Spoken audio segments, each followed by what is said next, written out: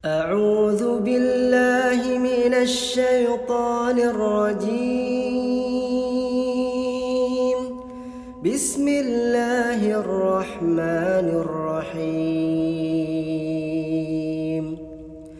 ألف لام ميم. ذلك الكتاب لا ريب فيه هدى للمتقين الذين يؤمنون بالغيب ويقيمون الصلاة ومما رزقناهم ينفقون والذين يؤمنون بما أنزل إليك وما أنزل من قبلك وبالآخرة هم يوقنون أولئك على هدى من ربهم وأولئك هم المفلحون.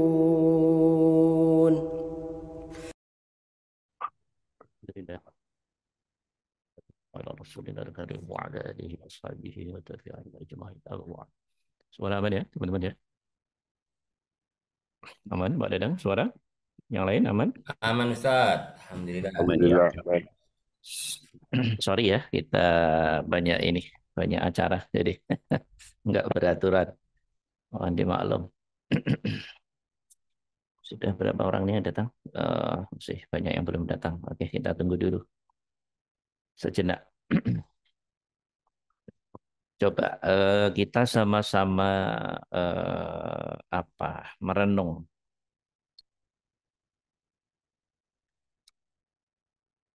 Sebetulnya bedanya orang tidur dan tidak tidur itu prinsipnya di mana? Coba, ayo kita masuk ke rasa ruhiyah yang dalam. Ngomong tapi yang kita rasakan. Bedanya kita ini saat tidur sama saat tidak tidur. Bedanya di mana?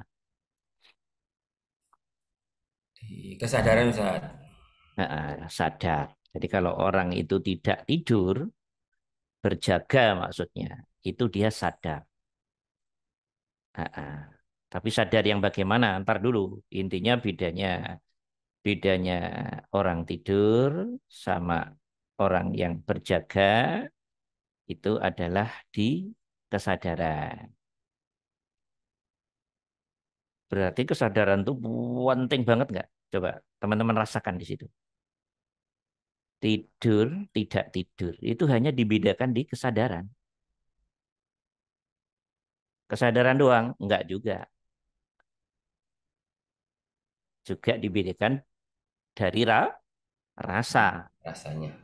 Iya enggak? Iya. Iyalah, itu karena ini. Kesadaran ilahiyah. Iya, iya kesadaran yang kita masuk. Entar kesadaran dulu.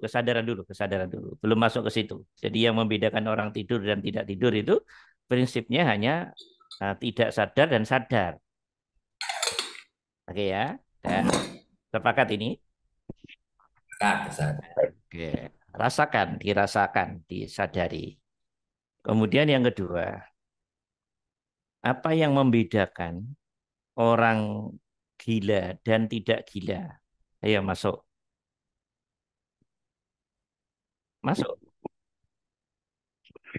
Ayo masuk. Yang bedain orang gila dan tidak gila. Ya, kayak kita ini belum tentu. Kesadaran juga. Ya, kayak kita dibilang waras, tapi belum tentu. Jangan-jangan setengah gila. Iya. Atau jangan-jangan lebih gila beneran dari orang gila lah. Karena definisi gila harus kita perjelas ini. Ya, oke. Tapi secara umum, yang bedain orang gila yang difahami oleh umumnya orang dengan yang tidak gila, ya di kesadaran. Juga rasa, itu paket. Tapi pertama kesadaran. Orang orang gila itu nggak sadar kalau dia gila. Gila. Ya. Keren kan? Nggak sadar kalau dia gila. Gila. Iya, dan nggak ngerasa kalau dia gila. Nggak percaya, tanya saja. Ya, ya, oke, dah.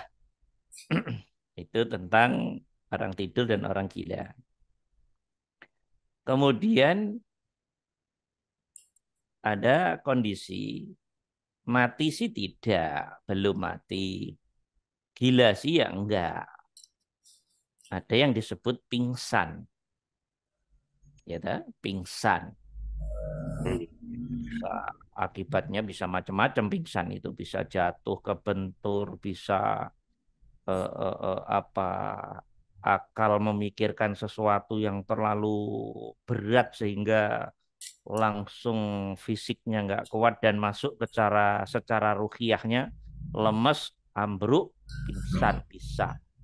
Nah, dia kayak orang mati tapi nggak mati Nggak mati. karena secara sistem kezahiriahan fisik dia masih Fungsi. berfungsi walaupun fungsinya nggak normal karena detak jantungnya apa semua udah sangat melemah itu orang pingsan juga. Jadi udah mendekati mati orang pingsan itu. Nafasnya juga udah nggak ini.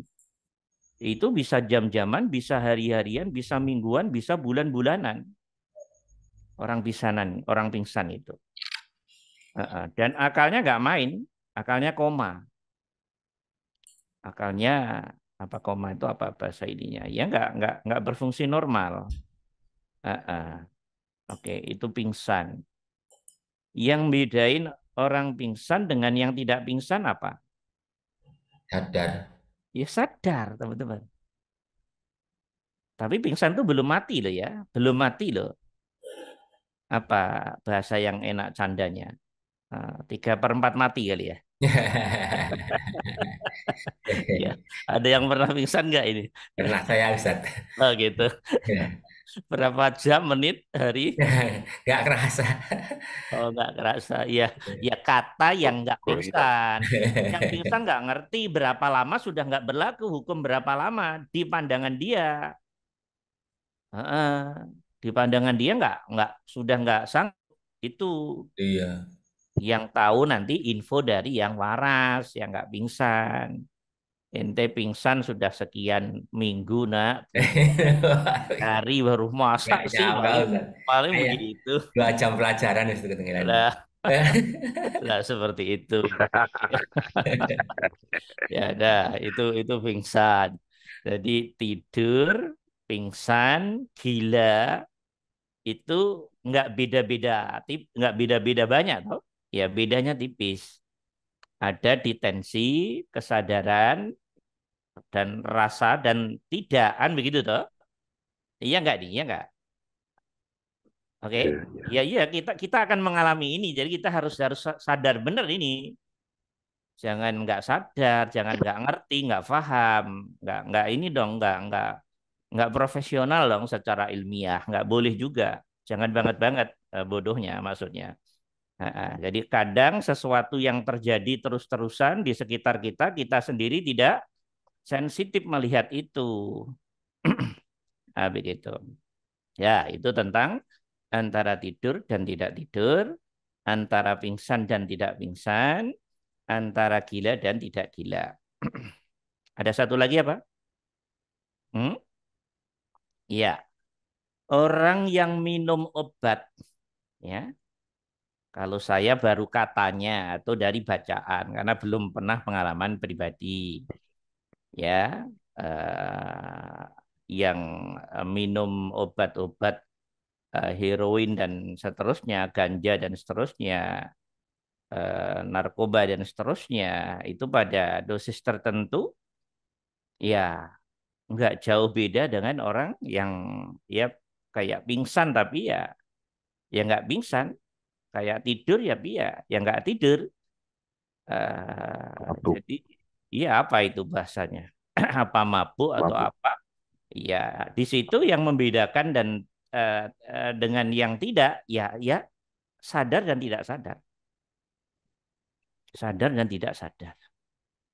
Oke, ngerasa dan tidak. Jadi sebetulnya saudara-saudara kita yang nyari pelampiasan obat-obat seperti itu hanya pengen ketenangan.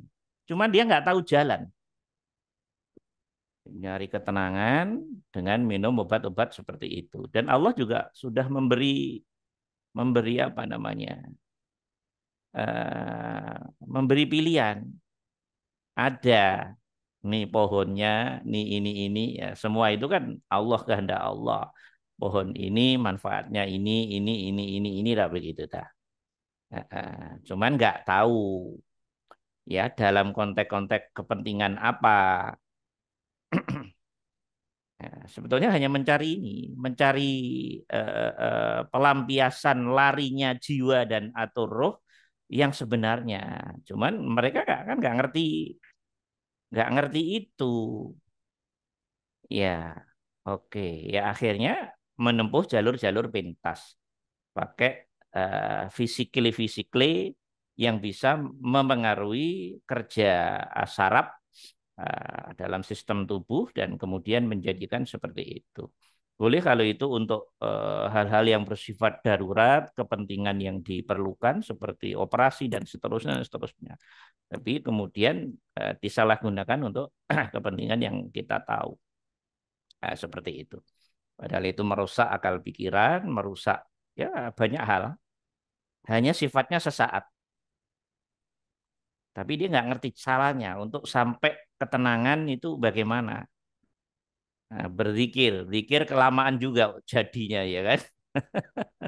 Kan nggak bisa belajar zikir sejam, 2 jam, seminggu dulu langsung bisa sampai titik ini. Nggak semudah itu juga. Walaupun ya tetap ada perubahan pelan-pelan, pelan-pelan, pelan-pelan. Seperti itu. Itu dalam konteks minum obat-obatan. Kemudian apa lagi? Ya, dah. Kalau itu sudah maklum semua ya. Dah. Itu yang ekstrim-ekstrim. Itu yang ekstrim-ekstrim. Kemudian kalau kita lihat, nanti puncaknya kan apa bedanya hidup di dunia ini dengan yang diistilahkan dengan kematian. Begitu tuh nanti. Ya enggak? Ya apa tidak? Iya. Apa bedanya malfarku kehidupan di dunia yang nafasnya lewat hidung zohir ini, keluar masuk nafas hidung zohir ini, dan dibantu paru-paru dengan sistem tubuhnya tentunya. Nah itu kategori alam kasat mata. Kalau masih pakai fisik itu alam yang kasar, alam kasat mata. Mata. Begitu tet yang diistilahkan orang mati, padahal indal hakikoh itu hidup yang sejati. Jadi mati menurut umumnya orang sosial, mati menurut syariat, itulah hidup yang sejatinya hidup. Hidup yang tanpa perlu gerobak. Dia bernafas normal, jiwa itu bernafas. Jiwa itu bernafas. Oke, tapi nafasnya jiwa, nafasnya ruh tidak diperlukan organ yang namanya paru-paru. Tidak diperlukan sistem yang namanya saraf dengan darahnya, dengan oksigennya. Karena hukum itu hanya berlaku pada hukum yang bersifat kezahiriahan. Ngerti? Paham semuanya? Nah, begitu terlepas dari dunia atau alam kezahiriahan, alam kasat mata, begitu lepas, ya tetap jiwa, roh, tetap aja bernafas. Tetap bernafas dia. Normal. Tetap melihat dia. Karena hakikinya yang melihat bukan yang zahir, tapi yang batin. Mengerti? Mengerti? Ngerti, Ustaz. Kalau yang zahir, ya udah. Matanya ditutupin mori itu deh. Matanya ditutup mori, kepalanya ditutup mori. Ya, jadi kayak pocong itu tuh. Ya. Nah, itu zahir. Iyalah, matanya ditutup mori, nggak ditutup aja nggak bisa ngelihat, apalagi ditutup, ya toh? Iya, udah ditutup mori, sebelum ditutup mori, ditutup kapas matanya. Ya tentunya udah nggak bisa ngelihat lah otomatis. Memang dia tugasnya sudah selesai secara kezohiriahan. Dia hanya menghantarkan bagaimana biar sang jiwa, sang ruh bisa menapakkan kaki di tanah, gitu loh. Karena itu perlu organ yang bersifat tanah. Nah, organ yang bersifat tanah ya ini dimensi dohir ini dibuat dari tanah. Nah, intisari tanah, sperma, jadi gigi, jadi tulang, jadi kulit, jadi daging, jadi darah, jadi rambut, jadi kuku, gitu. Nah, sekarang kalau saya tanya nih, ini saya tanya nih, ande kita ini nggak ngerti bahannya manusia, ande nggak ngerti bahannya manusia, terus sudah ada bentuk manusia yang dewasa gitu, kita bilangin orang itu, kita yang nggak tahu tadi, bahwa manusia itu asalnya ini loh, kayak setetes air gini. Kira-kira percaya nggak? Nggak percaya. Nggak akan percaya. Karena di mata logika nggak masuk akal. Bagaimana air yang kayak begini kok bisa jadi gigi? Kan susah akal menangkap itu. Bagaimana dari air begini bisa jadi tulang dan kerasnya minta ampun gitu. Gitu. Iya. Bagaimana dari air ini loh kok bisa jadi warnanya merah berupa darah? Loh, kok bisa ada bagian yang berupa daging? Loh, kok ada yang berupa bagian namanya gigi? Dari kecil sampai puluhan tahun suka gigit apa aja ini. Tahan gigi ini. Gitu? Ya, luar biasa. Nah, ingat, substansinya adalah air. Substansinya adalah air. Oke? Sperma itu air. Air sperma maksudnya. Untung saja kita oleh Allah diperkenankan melihat barangnya itu. Karena kita bagian dari proses secara kezohiriahannya diproses oleh sistem kezohiriahan kita. Kemudian kita melihat, untung kita melihat, sehingga kita percaya bahwa wujud Adam, wujud manusia, wujud basar, wujud insan, wujud anas, dan istilah banyak yang lainnya, itu ternyata bahannya adalah dari air. Coba, bagaimana air bisa jadi kayak model kita begini? Ayo, berpikir. Nah, oke, bisa dimengerti? Ustaz. Hmm. Kalau sudah tahu begitu, teman-teman harus berpikir tentang alam semesta ini. Kok di sana ada gunung, ada matahari, ada bulan, ada bintang. Yang apapun benda di langit ini, di alam semesta ini, disimpulkan antara yang bersifat air, bersifat angin, ya dah, ya apa tidak? Bersifat keras, keras itu mulai dari tanah, padas sampai permata itu keras, itu karena proses. Ya, sama dimensi panas tadi. Kembali yang dulu kajian kita yang lama. Kembali ke empat itu.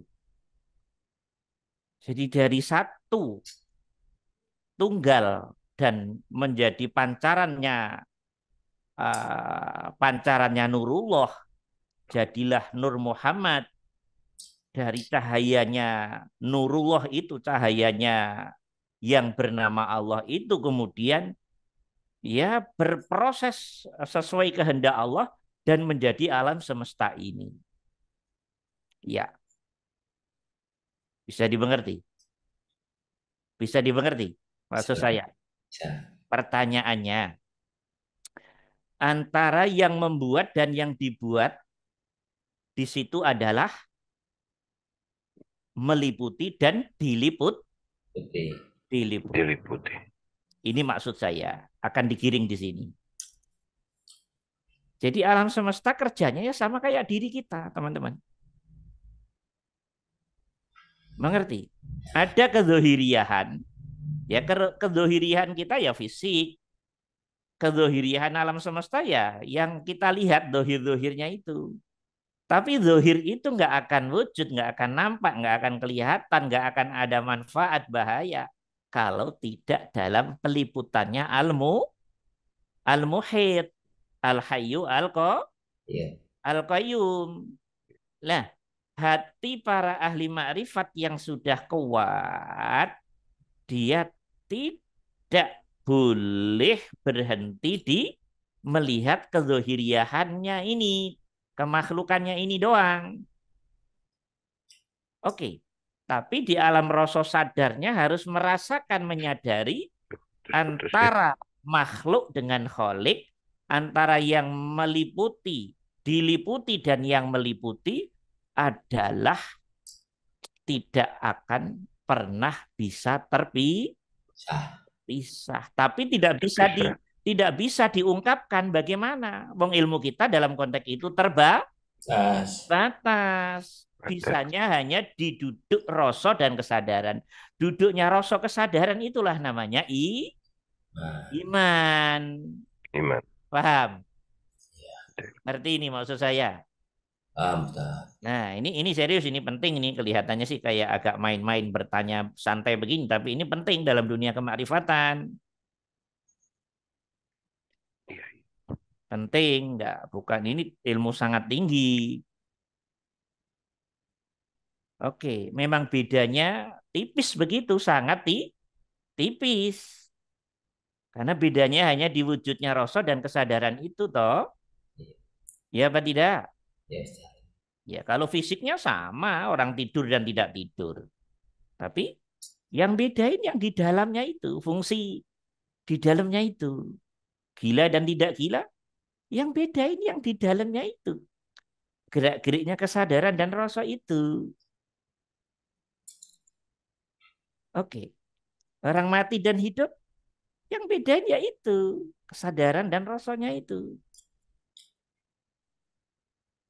Sudah mengerti maksud saya ini? Iya. Terus bagaimana para ahli makrifat kok bisa merasa jauh dari Allah?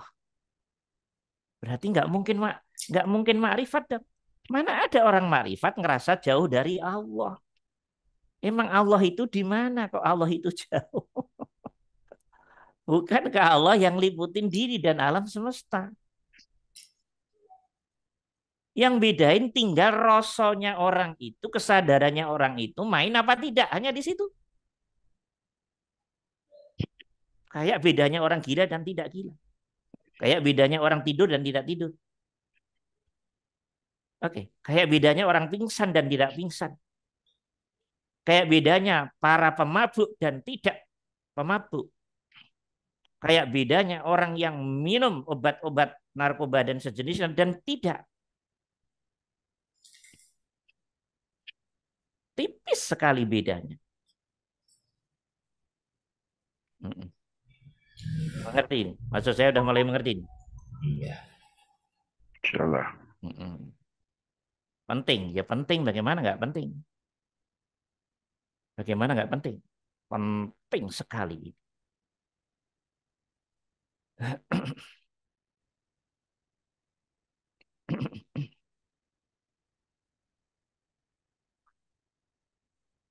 Paham? Ini mulai paham?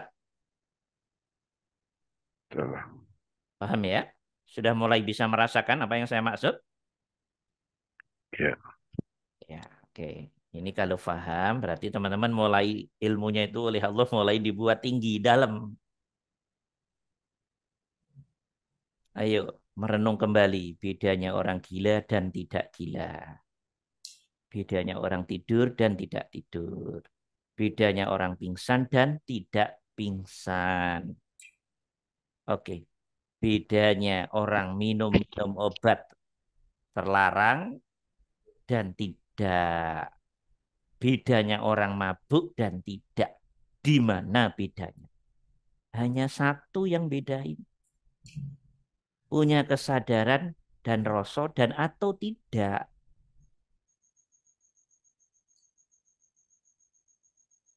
Awas, hati-hati di sini. Hati-hati ini di sini. Sudah masuk ke hati ini. Apa yang saya maksud dari tadi sudah mulai masuk ke hati. Iya. Sekarang saya tanya. Gila sih tidak. Pingsan sih tidak. Tidur sih tidak. Mabuk sih tidak.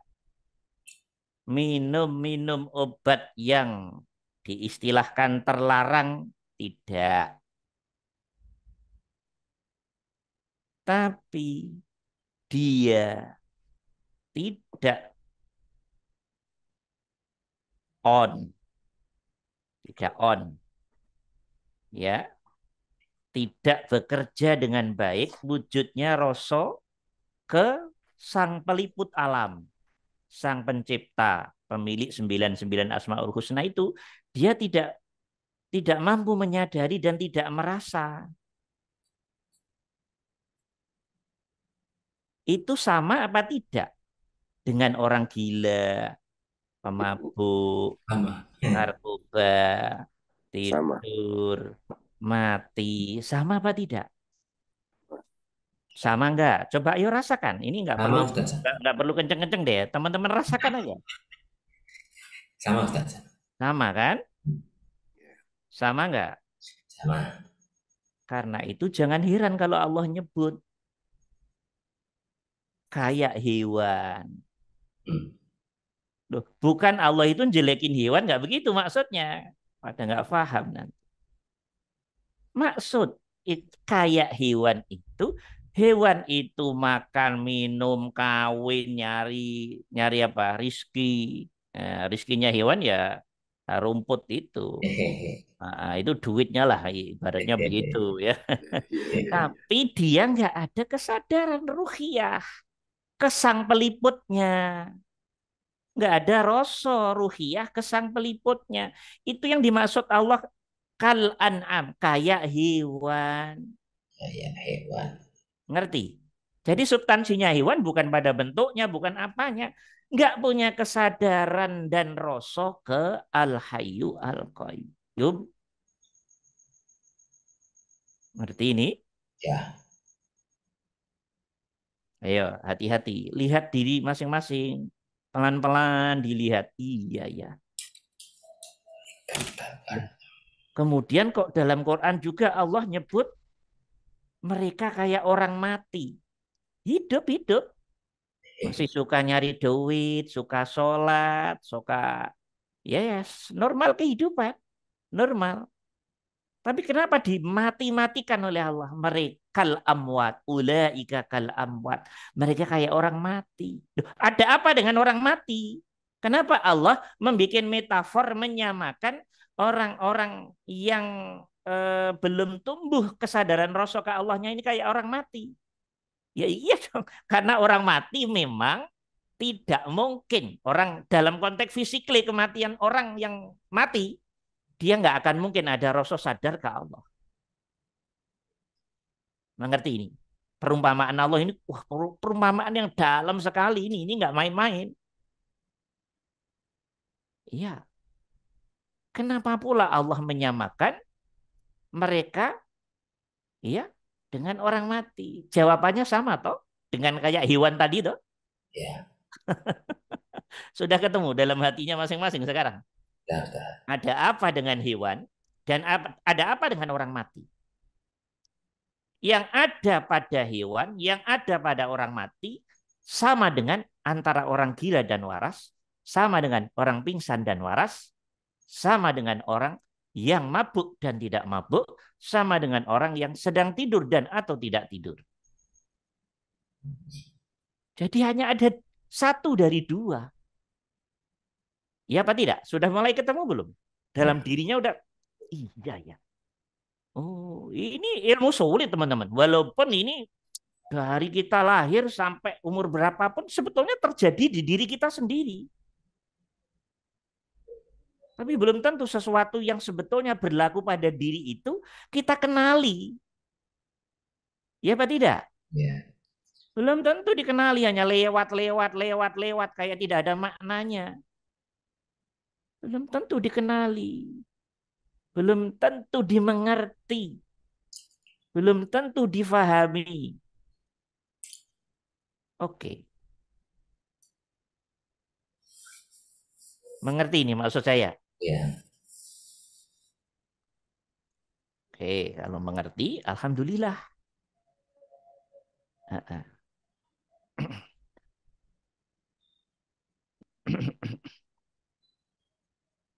Ada nggak selain jenis-jenis yang kita bahas tadi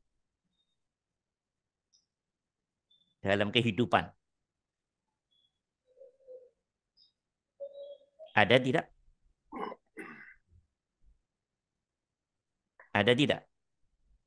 Jenis selain yang kita bahas tadi. Jenis yang kita maksud, jenis antara keadaan tidur dan tidak tidur, mabuk dan tidak mabuk, pingsan dan tidak pingsan. Oke? Apa namanya? Apa tadi? Gila dan tidak gila, mati dan hidup. Ada jenis lain apa tidak? Ada jenis lain apa tidak? Belum nemu. Belum nemu. Secara umum tidak ada. Secara umum tidak ada. Karena memang fakta kehidupan ya hanya itu sebetulnya.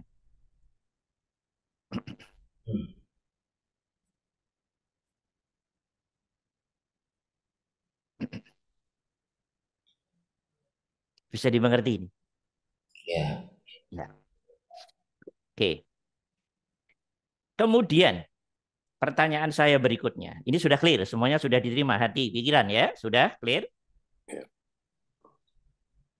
Sudah clear ini? Clear. Nah, Ustadz, berarti kita ini belajar Quran, Taurat, Injil, Zabur, dan atau mungkin kitab macam-macam yang diberikan Allah oleh Allah lewat ya kekasih-kekasihnya, siapapun bentuknya di ujung dunia manapun, yang intinya mengajak kepada titik kesadaran dan rasa ke Sang Peliput ini, Al-Hayyu Al-Qayyum ini.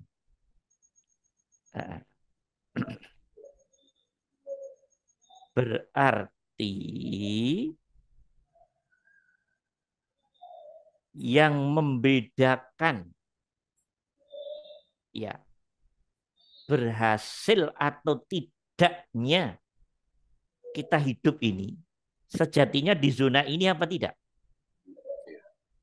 Ayo, teman-teman rasakan. Pertanyaan saya berikutnya sebelum. Mungkinkah ada orang yang memeluk agama apa, termasuk Islam? Sudah puluhan tahun. Tapi dia juga belum menyadari tentang ini semua tadi. Padahal ayat-ayat itu terjadi dalam kehidupannya. Lewat radio, lewat TV, lewat kehidupan nyata, kanan kiri, tetangga, lewat saudara, lewat YouTube, lewat apa. Semua itu ayatnya Allah. Semua itu ayatnya Allah. Tidak ada yang tidak ayatnya Allah. Tinggal hati kita, pikiran kita mampu tidak menangkap. Hanya itu aja kok. Dalam hidup itu hanya itu aja. Mampu tidak menangkap, mengenali, mengerti, menyadari, merasa. Atau tidak mampu. Hanya itu aja. Mampu atau tidak. Bisa apa tidak.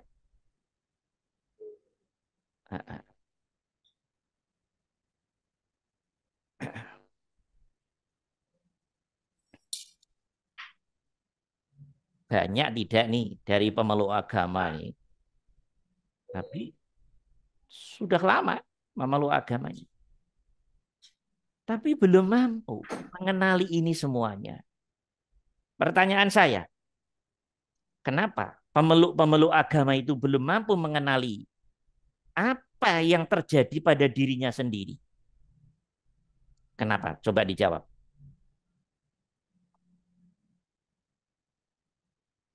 Tiap hari terjadi di hatinya, di pikirannya terjadi.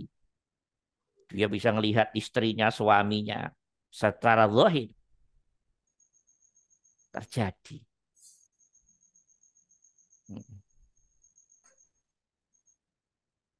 Kenapa? Belum mampu membedakan dan dia sendiri enggak ngeh. Iya, untuk ke situ. Ini kenapa ini? Masih ini belum sadar Ustaz, masih terjebak pada Iya, diri. benar. Dia belum sadar. Dia belum sadar, teman-teman. Wis, walaupun hajinya berapa puluh kali deh, nggak mau tahu. Bukan ke Allahnya yang bermutu, lagi-laginya nanti ke pahala lagi. Ngerti ini maksud saya. Ya,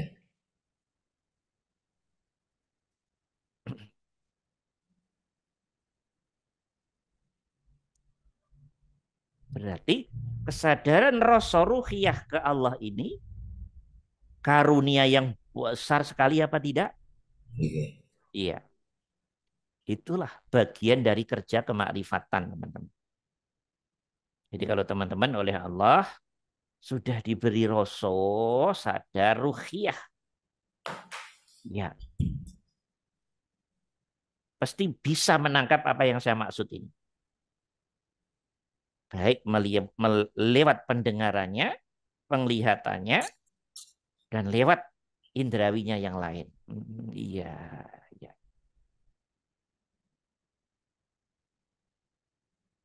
Ya, oke.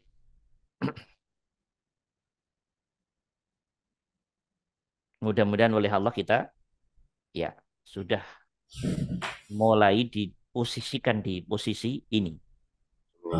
Ya, kalau sudah berarti sudah lepas dari julukan hewan. Ah, Sudah lepas dari julukan iya orang-orang yang mati. Emang sebelum mati aja sudah mati, gitu.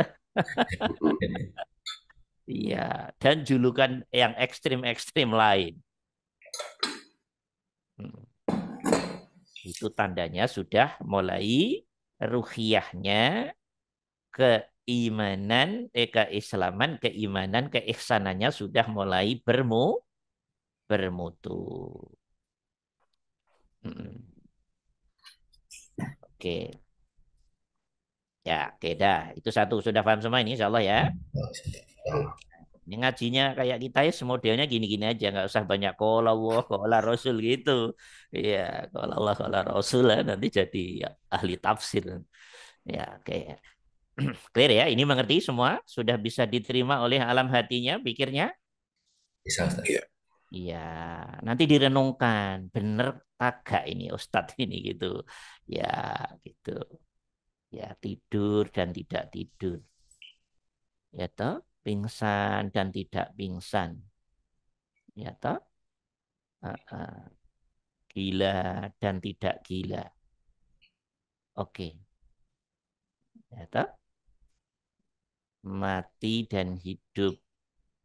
Ya, hewan dan manusia kalau boleh dikembangkan lagi. Oh, di sini ternyata. Tolong direnungkan. Jangan ngerenungin duit mulu. Ya, Nggak nambah-nambah. iya, paham ya. Ya, oke, ya. Oke. Sudah masuk ya? Masuk? Masuk ya? Ya Ustaz. Ya, oke. Ketika ini sudah masuk, saya punya pertanyaan nih.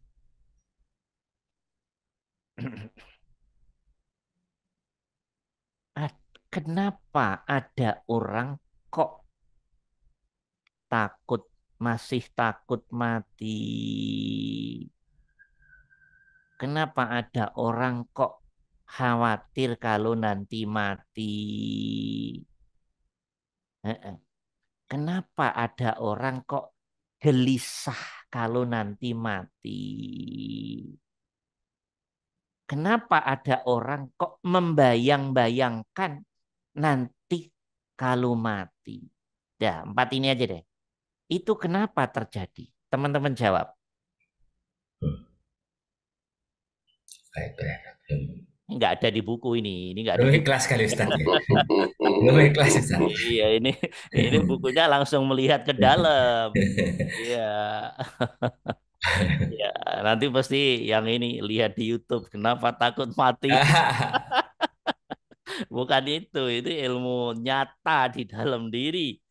Kenapa kok ada orang yang seperti itu?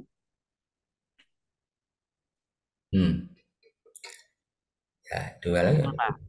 belum sadar juga, belum ikhlas ya. Tolong dijawab, harus mampu menjawab semuanya.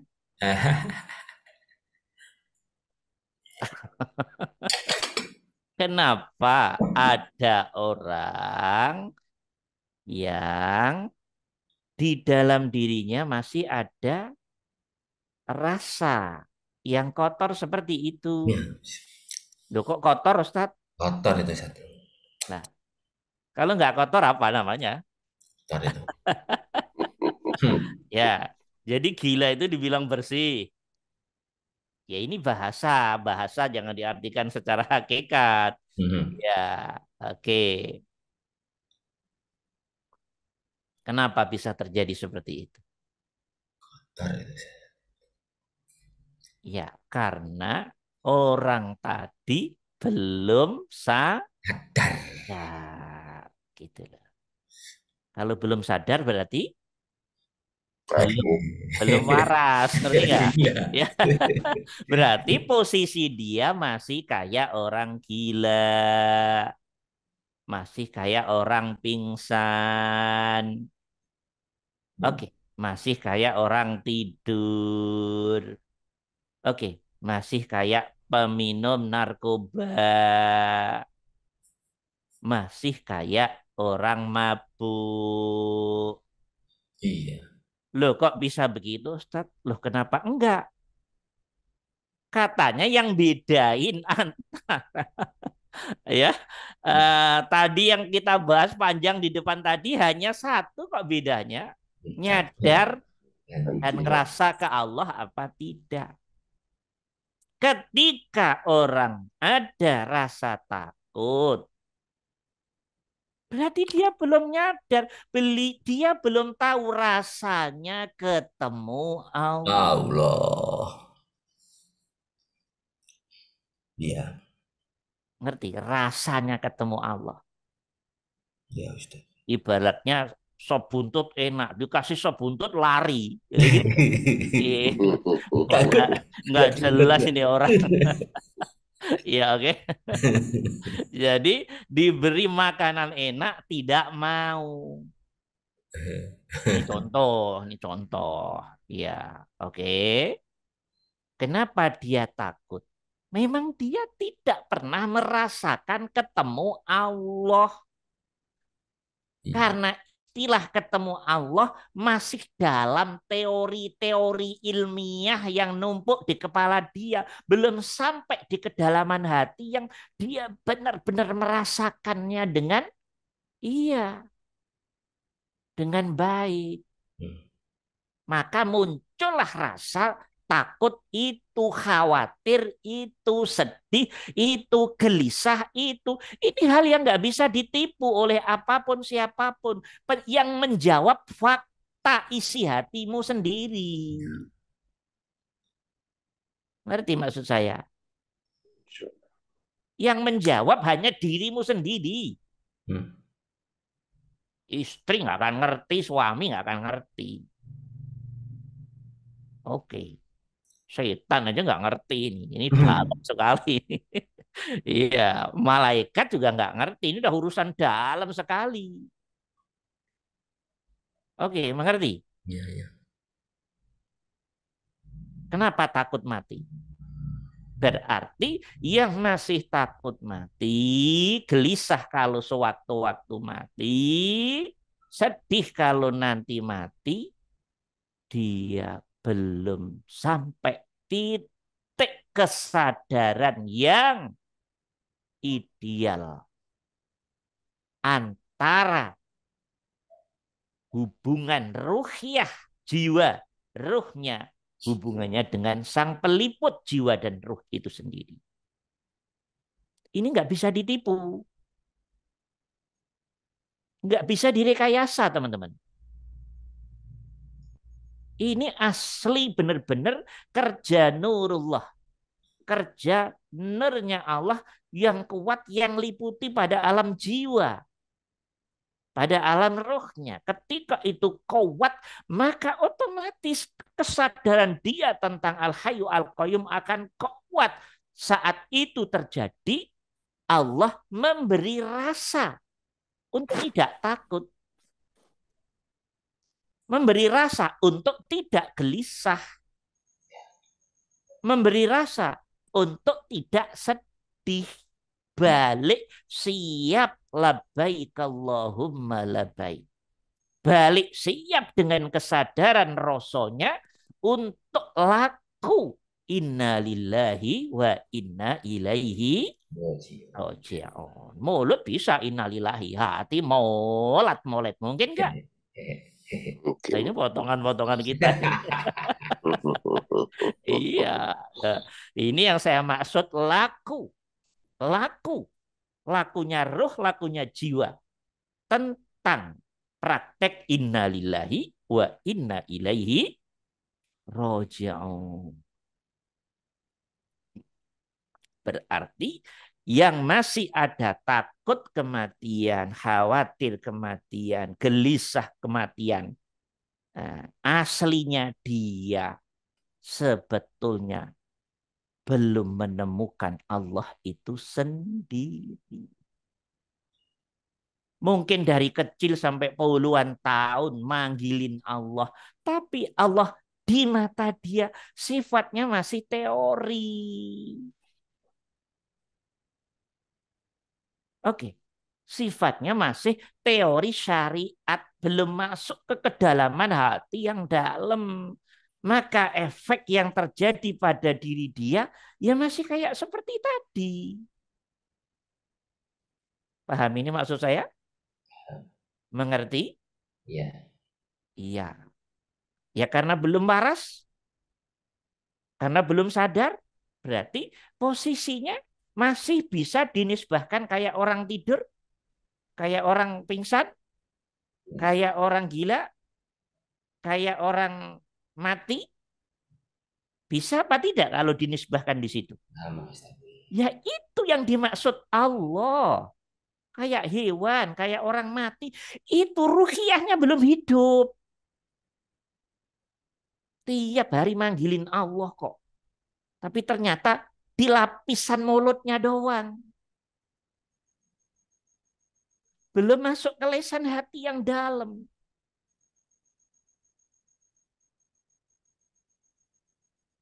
Mengerti maksudnya? Ngerti maksud saya ini? Iya. Nah, berarti setiap dari anak Adam yang dalam hati kecilnya sana ada rasa-rasa tadi yang kita sebutin tadi. Ya, sebetulnya itu tanda lemahnya Islam, iman, ihsan. Itu tanda belum dewasanya jiwa kita, ruh kita dalam mengenali dirinya sendiri, dalam mengenali jiwanya itu sendiri, dalam mengenali ruhnya itu sendiri. Karena kalau sudah kenal jiwanya, ruhnya, ya otomatis akan kenal yang meliputinya. Itulah makrifat. Jadi ilmu makrifat itu aslinya ilmu mengenal diri dengan dalam, detail dalam, kemudian bersamaan mengenal diri detail dalam lewat rasa sadar tadi, kemudian bersamaan itu menemukan tentang sang pelipur diri itu tadi. Itulah hakikatnya kemakrifatan di situ. Ya. Maka nggak ada takut. Apanya yang ditakutin?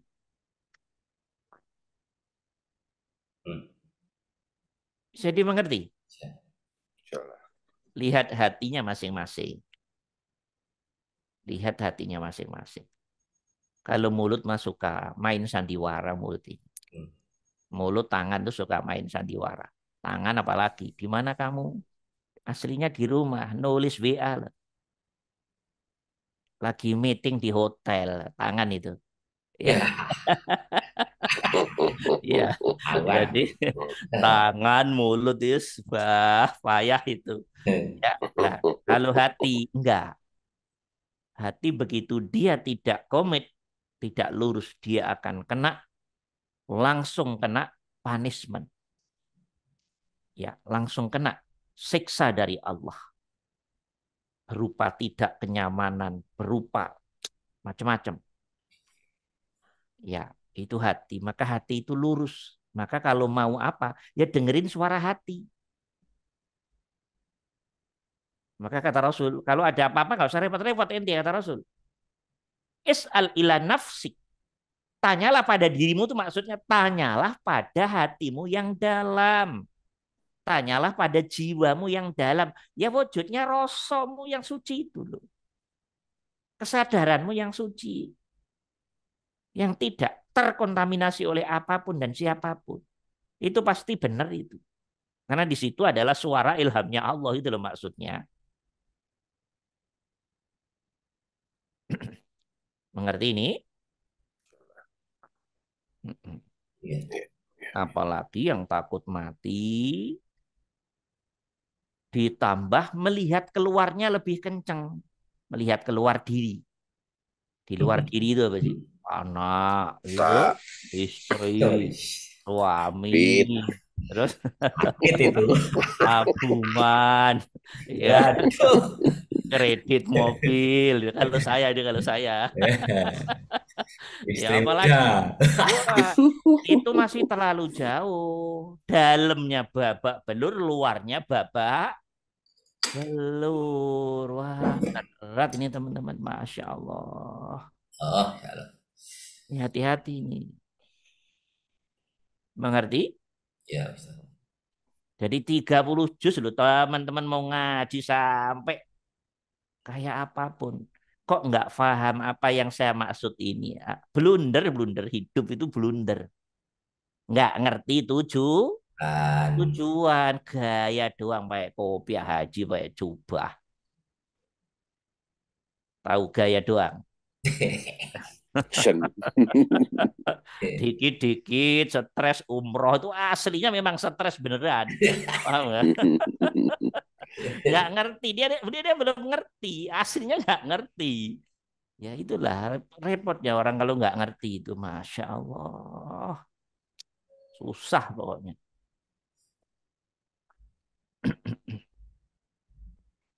Jadi hidup itu kayak formalitas, kerupiak begitu.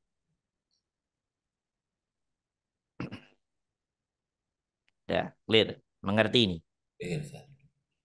Lihatlah apa yang kita bahas ini semuanya cukup Iqra kita baka kata Allah. Bacaan hatimu. Iqra kita baka itu ya jangan baca Quran, mahamin Quran terlalu lugu-lugu. Bacalah kitabmu terus kitab dibayangin tulisannya, catatannya ini. Ya kapan pinternya kalau begitu? Padahal kitab yang dimaksud kitab yang keren itu nggak ada fisik bukunya, nggak ada tintanya, nggak ada ininya, tapi bisa dibaca. Ya itulah isi hatimu itu sendiri. Itu kitab isi hatimu, pikiranmu itu. Bahasa modernnya memori lah gitu aja lah. Bahasa modernnya. Ya. Kitab Pak Dada nggak paham lagi bayangannya udah kitab gede-gede itu di bawah di ini itu bacaan dang nggak pinter-pinter. Bukan, Allah bilang Iqra kitabaka kafa binafsikal yauma 'alaika hasiba. Bacaan kitab yang dalam isi hatimu itu loh. Pikiranmu itu loh dibaca. Keadaannya kayak apa sih? Lu, saya kok masih takut nih mati, khawatir, gelisah. Berarti aku belum benar. Cepat belajar yang benar, yang lebih dalam ilmu ketuhanannya, zikirnya. Ini nggak main-main, harga mati di situ. Sebelum mati beneran. Karena untuk menghantarkan ke satu titik pasti butuh ilmu itu harga mati. Nggak mungkin tidak. Semuanya pasti pakai ilmu. Nggak ngerti ilmunya ya susah. Ngidupin komputer aja nggak ngerti ilmunya. Asal pencet sana sini nggak hidup kok. Nyetrum. Nyetrum ya. Padahal ya kalau ngerti tinggal keklik doang. Belum kalau komputernya di password. Nah itu ilmu, itu pentingnya ilmu. Oke, bisa dimengerti ini semuanya. Ya, sekali lagi saya ulangi. Kok masih terjadi takut mati, gelisah sewaktu-waktu mati. Pasti nanti yang takut-takut mati itu alasannya klasik gitu ada alasannya. Udah tahu semua tuh alasannya. Ya, Tahu. udah nggak usah saya sebutin karena lebih pintar daripada saya. Ya, ya yang takut-takut mati itu pasti alasannya muter-muter itu aja. Ya, ya. Alasan yang klasik. Nah, padahal alasan-alasan klasik itu sengaja diselundupkan oleh nafsu-nafsu kita biar menjadi alasan yang kelihatannya ilmiah. Nah, memang begitu nafsu sukanya membuat sesuatu ilmiah itu ya. Padahal dalam hatinya tetap dia ya sebetulnya mereka-reka. Ya, sering lah begitu. Ya. Sering nggak? Iya. Ngaku aja ya. Lah seperti itu. Lah, maka teman-teman, para arifin, orang-orang yang oleh Allah dikenalkan tentang dirinya dan bersamaan itu dikenalkan tentang dalam, tentang sang peliput diri, sang peliput jiwa, sang peliput ruh. Nah, kalau saya ngomong jiwa itu ya fahami aja ruh. Ya, jangan berdiri sendiri, nggak bisa. Jiwa itu ya ruh itu. Ruh itu ya jiwa itu yang dimaksud. Ya, dah satukan saja karena dia paket nggak bisa berdiri sendiri-sendiri. Ya. Mengerti ini? Iya. Dah. Nah, Ustadz, berarti kalau masih takut mati, khawatir, gelisah dan seterusnya, berarti kita masih parah dong, masih parah teman-teman. Gila. Ya, masih gila, masih tidur, masih pingsan. Satu lagi Ustaz. Apa? Masih kesurupan. Oh iya benar. Enggak, kesurupan itu bisa dikategorikan gila. Oh iya. Ya, itu kakak kandung sama adik kandung. Iya, oke. Jadi usulannya nggak bisa diterima ya. Ya, oke. Karena substansinya akal pikiran dikendalikan oleh sesuatu di luar dirinya. Ya. Oke, dah. Hati-hati dengan ilmu ini, teman-teman. Hati-hati. Ya.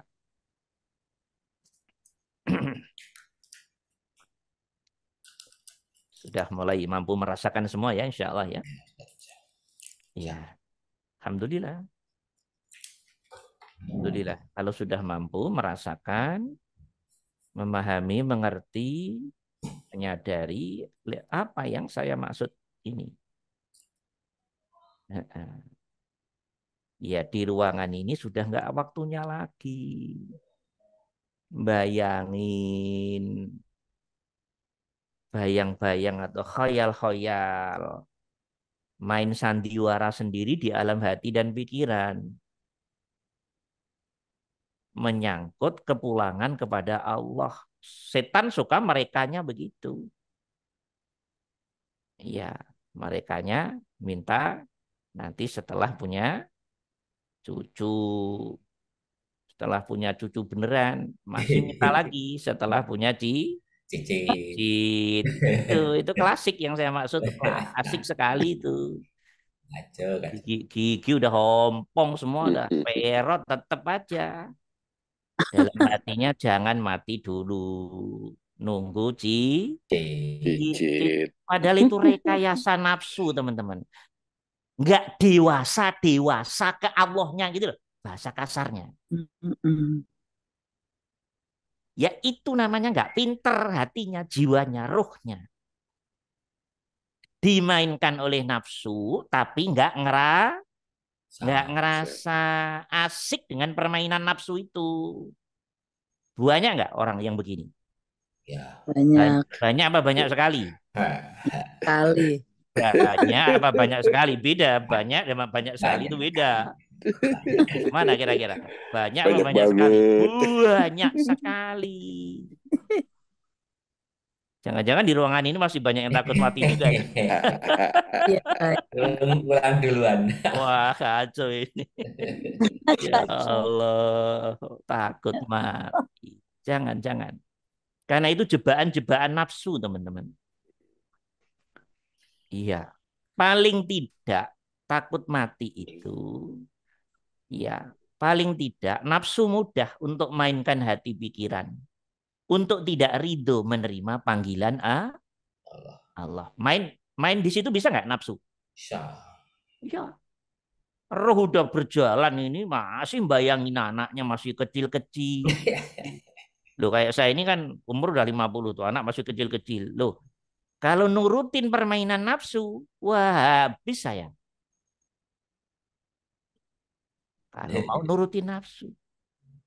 Tapi enggak, alhamdulillah oleh Allah udah dididik. Mau anak kecil-kecil sewaktu-waktu mati santai aja. Itu urusannya Allah. Mengerti? Iya. Ya. Habis Ustadz, kasihan ini loh, ente ngajarin Allah ya. Ya, begitu kalau mau ngajarin Allah, itu nafsu memainkan sandiwara dalam alam rasa dan sehingga tidak bisa duduk ridho sempurna. Mengerti? Nah, kalau sudah atas nama Allah ngapain? Kasihan. Ya kasihan, tapi jangan dimainkan di alam hati dan pikiranmu. Tetap ridho tek. Semua urusan jenengan ya Allah. Monggo. Selesai. Lebih dari itu, artinya nafsu sedang berdendang ria di alam hati dan pikiran kita. Dan ternyata si orangnya menikmati dendang rianya itu. Paham nih maksud saya? Ya. Nah, gitu loh. Nah, kalau orang sudah ahli hakikat makrifat, enggak sampai masuk ke hati.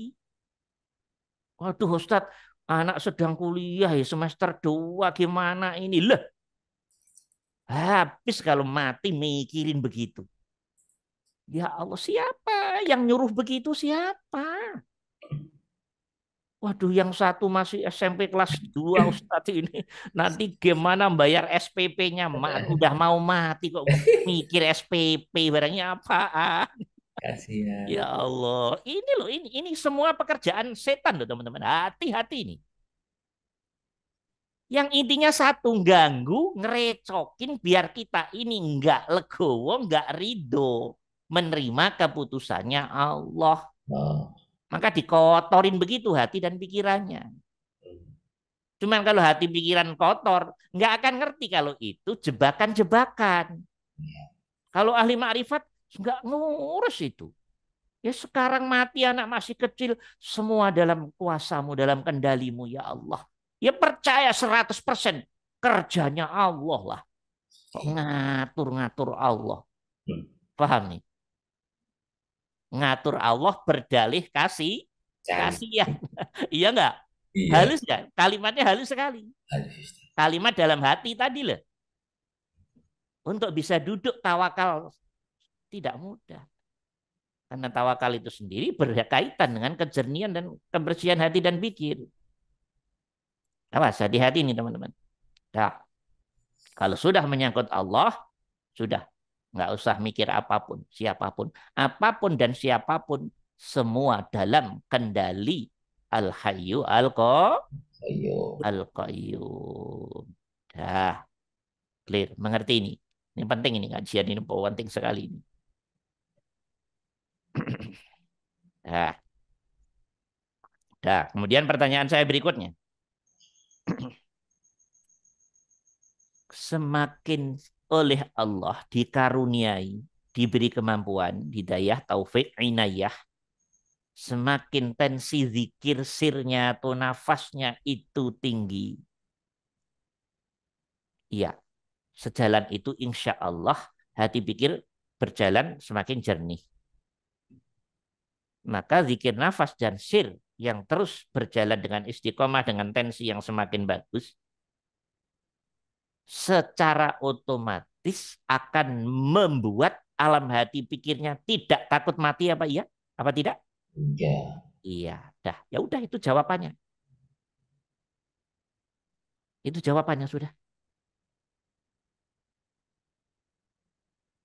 Berarti yang masih takut mati, khawatir mati, gelisah nanti mati, ini itu, alasan yang klasik diputer-puterin oleh nafsu itu.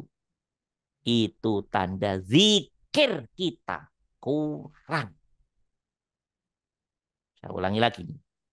Itu tanda kalau terjadi pada diri kita, kita zikirnya kurang. Kurang.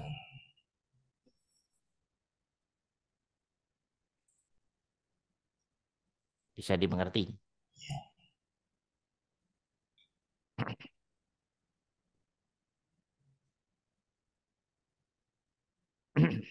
Nah. Oh gitu ya Ustaz. Iya dong. Ini semua berkaitan. Ini paket. Nggak bisa dipisah-pisah. Kalau zikirnya kurang, kejernihan hati pikirnya masih apa namanya repot ya. Tentunya keikhlasannya ya masih susah. Iya dong? Berkaitan nggak? Ya, kalau keikhlasannya masih susah, ya iman Islam iman ihsannya yang masih babak belur lah. Jadi ini satu kesatuan teman-teman, nggak bisa berdiri sendiri nggak bisa.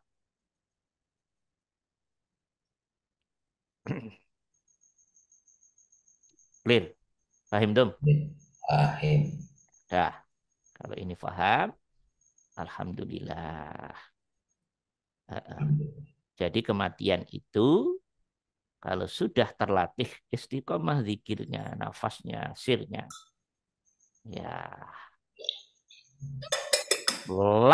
gelap sebentar doang sudah ketemu alam yang terang bener. Benar.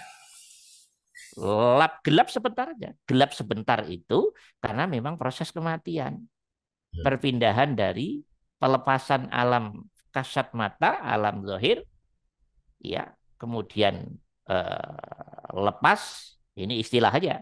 Saat itu ya gelap sudah ganti alam. Itu bagi yang berkesadaran. Bagi yang berkesadaran ruhiyah ilahiyah. Bagi yang berasa ruhiyah ilahiyah. Sang jiwa enak, nyaman. Karena duduknya emang sudah biasa ketemu Al-Hayyu Al-Qayyum. Hati pikirnya ridho tentang hal Al-Hayyu Al-Qayyum. Oke, hati pikirnya biasa ngadep ke Al-Hayyu Al-Qayyum. Nggak ada bedanya ngadep ke Al-Hayyu Al-Qayyum dalam bentuk kasat mata dengan fisik yang diliputi jiwa dan atau ruh, yang kedua-duanya dalam peliputannya Al-Hayyu Al-Qayyum maupun fisiknya, ya toh, terlepas dari jiwanya, ruhnya, bagi dia tidak ada bedanya. Tidak ada bedanya. Sang jiwa, sang ruh tetap dia melihat, tetap dia mendengar, tetap dia berbicara. Oke, tetap dia bernafas. Oke, tetap dia bisa berjalan dan seterusnya tanpa bantuan organ metabolisme zahir. Karena organ metabolisme zahir hanya alat bantu menapakkan kaki di tanah, di alam dunia ini. Adapun alam berikutnya tidak diperlukan lagi metabolisme tubuh zahir. Yang diperlukan wujudnya jiwa dan atau ruh yang hakikinya dia bisa melihat, mendengar, oke, dan seterusnya itu. Itu pun bukan hakikinya kemampuannya jiwa dan atur ruh, tetap dalam peliputannya kemampuan hakikinya al-hayyu al-qayyum. Tuh. Paham ini? Clear ini? Iya. Berarti kesadaran dan rasa penting sekali. Nggak bisa diomong lagi, nggak bisa diomong lagi. Itulah yang membedakan antara orang hidup mati, antara orang tidur dan tidak tidur, antara orang pingsan dan tidak pingsan, antara orang gila dan orang tidak gila.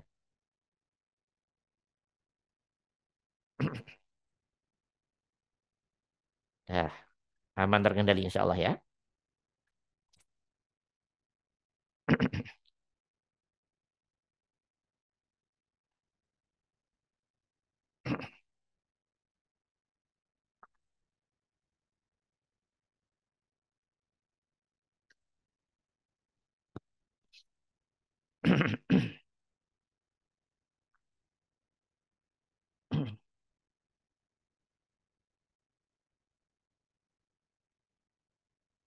Pertanyaan saya berikutnya, tolong dijawab.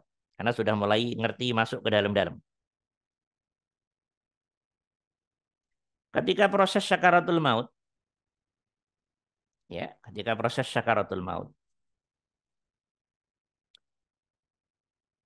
ketika ada gerak-gerik jiwa, ruh, berarti rasa dan kesadaran, akal pikiran, rasa dan akal pikiran dengan kesadarannya.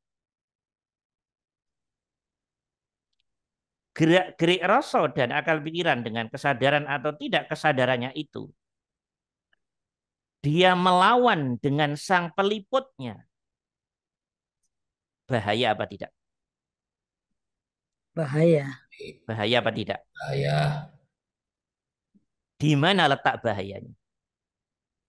Karena dia mau melawan Allah. Di mana letak bahayanya? Ini kan kerjanya sudah kerja rasa dan akal pikiran toh. Kalau orang udah mau mati itu ya apa tidak? Ya. Oh iya. Ya, masa mau ngapain lagi? Ini alam hati, alam pikiran yang bekerja. Oh diganggu. Paling mulut yo a e a e a e. Ya, Iya, itu iya. Ustaz itu. Oke. Enggak Oke. gitu. Jadi dia merasakan sesuatu yang orang yang nggak dirasakan oleh orang yang nggak mau meninggal itu. Dia bisa melihat sesuatu yang tidak bisa dilihat oleh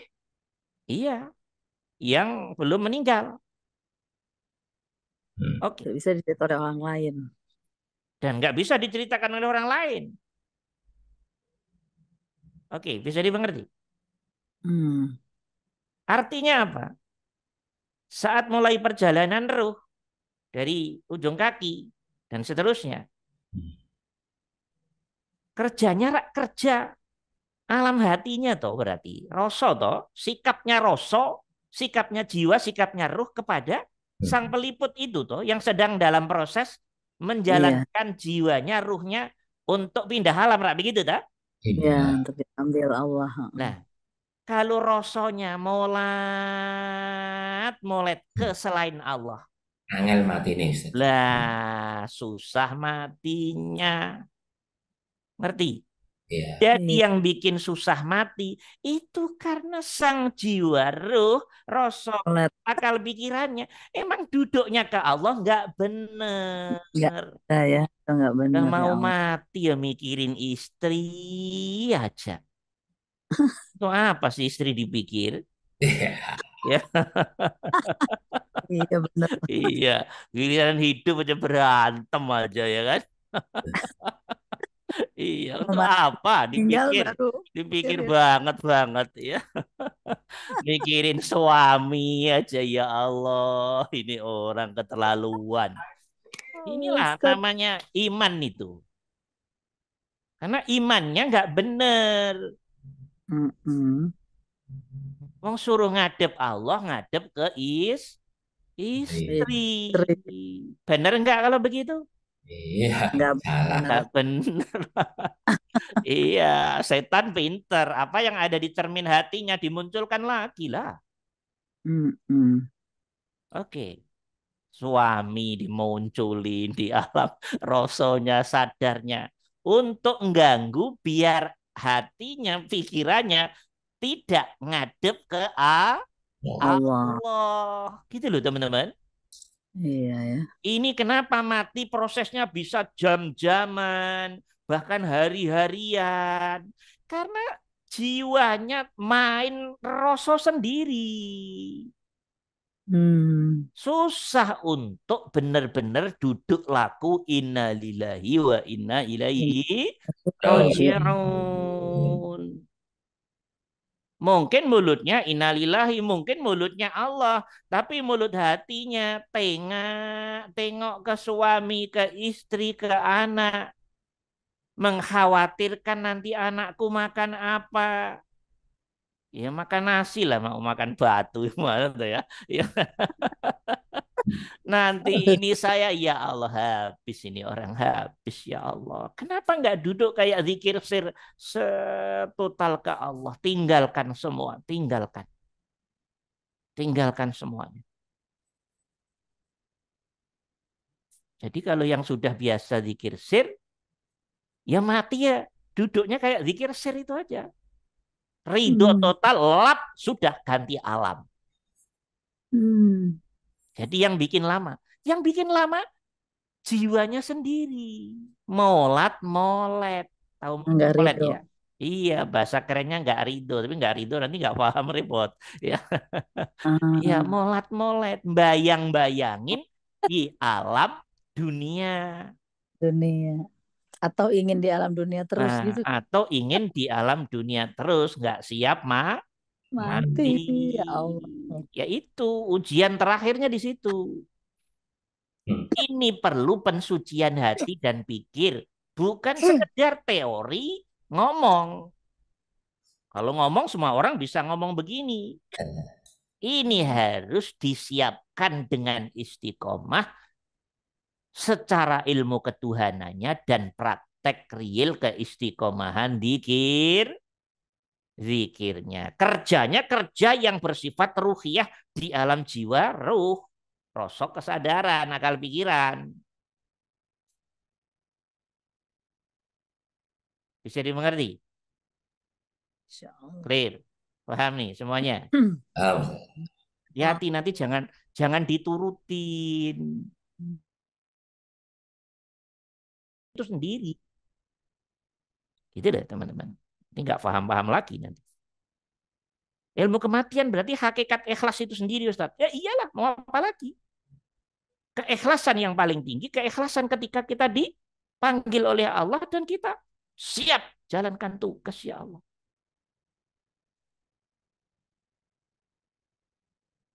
Siap jalankan tugas mulat, jalanin tugas apaan tuh? Hatimu harus lurus ke Allah, hati kita harus lurus ke Allah. Yang lain harus difanakan semuanya. Nah, itu ilmu kematian. Setelah itu lap, sudah ganti tempat. Tinggal tunggu aja, ntar lagi juga pada pulang ketemu di sana. Paham? Ya. Jadi jangan terlalu dramatisir berlebih-lebihan tentang hidup dan kematian itu. Bisa dimengerti ini? Bisa dimengerti? Insya Allah. Berarti bagi orang-orang yang sudah ma'rifat, ya, oleh Allah sudah diberi pengetahuan, pengenalan, ya, pengertian, pemahaman, rasa sadar tentang dirinya yang dalam dan bersamaan itu, dikenalkan tentang Al-Hayyu Al-Qayyum, berarti kematian hakikinya kebahagiaan apa bukan? Kebahagiaan. Kematian itu berarti hakikinya kebahagiaan apa bukan? Ya, Kebahagiaan. kebahagiaan dong. Oke, bisa dimengerti? Bisa. Ya, tapi ini bahasa hati. Jangan dibuat ke bahasa sosial. Nanti istrinya mati, alhamdulillah, alhamdulillah. Ya, diantemin orang Dia itu. telah menemui kebahagiaan. Iya, suaminya mati, alhamdulillah, alhamdulillah. Iya, iya. Nah, ini untuk ilmu hati, gitu loh. Ya, jangan jangan keluar, jangan. Nah, seperti itu. Maka orang yang sudah para arifin yang sudah sampai titik-titik seperti ini, ya kematian bagi dia adalah kebahagiaan sejati. Bagi dia kematian yang diistilahkan oleh sosial dan syariat adalah kebahagiaan Sejati. Nah, ini dikisahkan oleh salah satu guru thariqah yang Arumi ya, yang nyetak tari muter-muter itu siapa? Arumi ya. Ya. Itu ketika mau meninggal, muridnya pada nangis semua. Terus beliau keluar. Dasar bodoh-bodoh. Saya mau ketemu Allah pada nangis. Nah, ini ya jadi Arumi dengan bahasa yang ini, dasar orang nggak ngerti semua. Ya Allah. Saya mau ketemu Allah, tambah pada nangis semua. Apa artinya? Ini bahasa bahasa tingkat tinggi. Kalau muridnya menangis mungkin, ya mungkin ada yang bayangin nanti kalau sudah meninggal yang ya gurunya yang membimbing dia ke Allah siapa ini, dan mungkin ya, bayangan-bayangan itu muncul dan seterusnya dan seterusnya dan seterusnya. Tapi Arumi nggak mau tahu. Arumi marah ketika beliau mau meninggal. Kenapa kalian menangis? Saya mau ketemu Allah, kalian menangis. Oh, tambah begitu dia. Ya, maka kemudian muncullah tari muter-muter itu. Murid terbaiknya mencetak satu gerakan bagaimana untuk bisa kok sang guru jawabannya enak, muridnya pada nangis, tambah beliau jawabannya enteng. Ya, seperti itu. Maka kemudian muncul tarian muter-muter itu. Rahasianya muter-muter itu adalah memfokuskan hati pikir, jiwa roh ke Al-Hayyu Al-Qayyum yang meliputi diri. Maka dia bisa kuat menit atau bahkan jam-jaman tidak akan pusing. Kenapa? Rahasianya adalah memutarkan badan searah dengan gerak semesta. Karena gerak semesta itu kayak gerakan tawaf. Ya, gerak semesta itu gerak tawaf. Gerak tawaf, dan saat gerak tawaf itu alam hati pikir tidak boleh memikirkan apapun selain Allah. Jadi dia menyatu dengan perputaran sang energi alam semesta yang notabene-nya miliknya Allah itu. Nah, terus berputar di situ. Begitu dia ngelamun atau dia keluar dari Al-Hayyu Al-Qayyum, yang terjadi pasti akan muntah, mabuk. Ya, itu tarinya Ar-Rumi. Ya, Hmm. kalau nggak percaya teman-teman coba aja, coba nanti di kamar muter-muter berapa menit aja deh. Ya, kalau ilmu tentang kehudurannya ke Allah belum jadi, oh nggak mudah itu. Itu bukan hal Hmm. mudah. Apalagi puterannya hanya disenterkan pada ujung jari kaki itu. Set, set, Hmm. set, set, set. Jadi hanya fokus ke Allah aja. Ya, dia muter-muter nggak akan dirasa dia muter kayak udah pokoknya set. Jadi dia mengikuti gerak semesta, tawaf. Hmm. Nah, sejalan itu center tentunya hati pikirnya hudur ke Allah. Nah, itu akhirnya muridnya Ar-Rumi sering pakai metode tari putar itu biar hati pikirnya apa namanya benar-benar bisa tawajuh, hudur, khusyuk ke Al-Hayyu Al-Qayyum.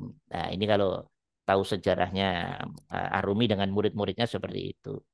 Hmm. Nah, paham ya, insya Allah semuanya. Insya Allah. Alhamdulillah. Ini penting saya angkat ini, tapi mengangkatnya dengan pertanyaan-pertanyaan luas biar kita semakin menyadari, oh ternyata masalahnya di sini ya. Oh ternyata begini. Ini penting semua karena yang bisa melihat hati kita ya kita sendiri. Iqra kita bakah kafa binafsika yauma 'alaika hasiba itu hanya diri kita sendiri. Jangan nunggu di hisapnya setelah mati beneran. Kalau udah mati ya habis babak belur. Ya Hmm. menghisap itu sekarang ini sebelum mati ini. Nah kita Hmm. ngaji begini nih ngaji tentang hisap ini. Hmm. Ngaji ngajarin baca diri sendiri. Kalau ini nggak paham, oh babak belur teman-teman. Babak belur.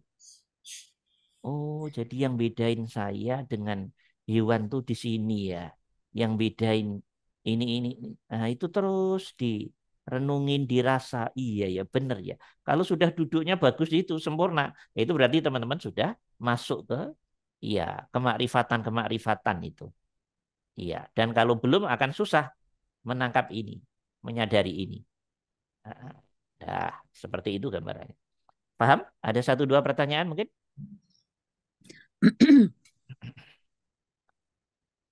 Ah, mungkin boleh coba Pak Ustadz. Assalamualaikum warahmatullahi wabarakatuh.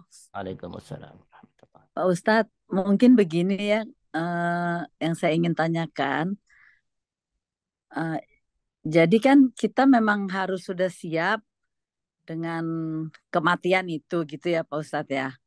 Nah mungkin kalau mudah-mudahan misalnya kita apa belajar untuk siap itu ya sudah tidak memikirkan suami, anak, istri atau barang harta atau apapun, Ya. tapi mungkin yang masih sepertinya masih jadi pertanyaan itu eh, begini, apakah dosa kita tuh sudah insya Allah diampuni Allah gitu. Yang jadi maksud saya yang dikhawatirkan itu kita menghadap Allah masih dengan dosa-dosa gitu. Tapi kalau untuk pikiran-pikiran yang lain mungkin kita bisa belajar untuk bisa dihilangkan lah pikiran-pikiran itu. Artinya insya Allah udah siap untuk mati. Tapi untuk apa mengenai yang dosa-dosa itu sepertinya kok, aduh gimana ya nanti kalau kita ngadep Allah masih masih punya dosa yang misalnya apa belum diampuni ya itu gimana tuh Pak Ustadz ya menghadapi itu? Iya, itu wajar.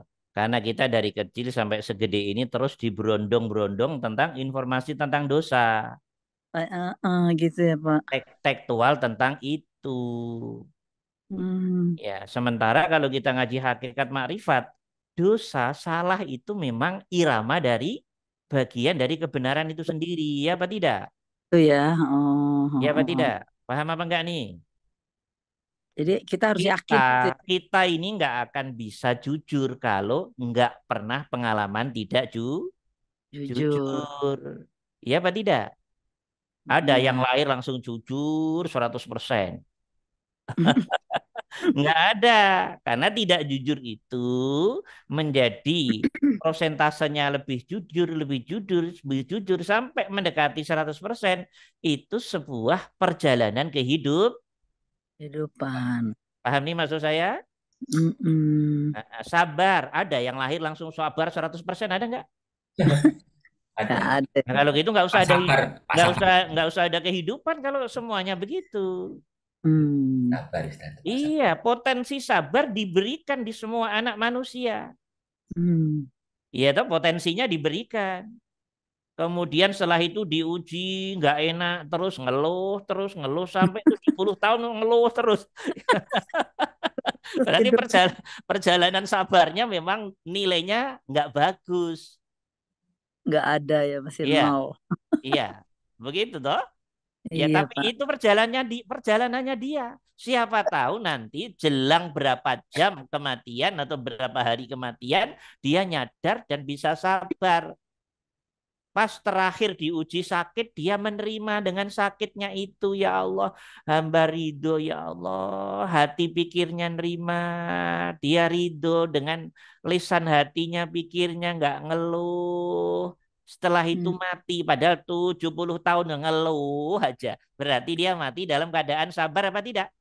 Sabar. Nah, buktinya dia ridho. Banyak Uh-uh. nggak kalau ada peristiwa seperti itu? Ada nggak? Iya. Ada kalau Allah memang nolong di titik-titik Nah, akhirnya dia jadi orang yang ridho. Karena sabar nggak akan mungkin terwujud sabar kalau hati pikirnya tidak Tidak ridho. ridho. Paham apa enggak nih? Mm-mm. Atau jangan-jangan sebaliknya. Biasanya biasa ridho, terakhir Terakhir ya, ridho lagi. jangan-jangan. Ada nggak ya? Ada juga. Ada juga ya. Itulah. Iya. Itulah yang paling penting itu adalah pertolongan Allah itu nanti di situ. Makanya jangan sok-sok. Ngerti Hmm. ini maksud saya? Iya Pak. Jadi artinya gini, soal dosa mah semua anak manusia ya potensi negatif yang ditanam di diri kita itu menjadi potensi dosa dong. Dosa. Menjadi potensi kesalahan dong. Iya, tapi selama masih mau belajar, pelan-pelan ada perbaikan, itulah namanya perubahan. Bahannya. Perubahan itulah namanya perjuangan. Itulah Hmm. iya mengubah nilai dari potensi dasar ke lebih tinggi, lebih tinggi, lebih tinggi. Hmm. Loh, tingginya baru nilai 6,5 mati ya lumayan. Nggak sampai nilai 5 kan begitu tah? Di atas 5 Iya. ya. Jadi jangan terlalu melihatnya kayak nilainya para nabi-nabi dong. Iya. Lihat dulu siapa potongan dia. Gitu loh. Paham? Iya. Kalau Allah mau ngampunin dosa mah nggak terlalu susah kok. Hmm. Nah, Iya apa gimana tuh? tidak? Iya.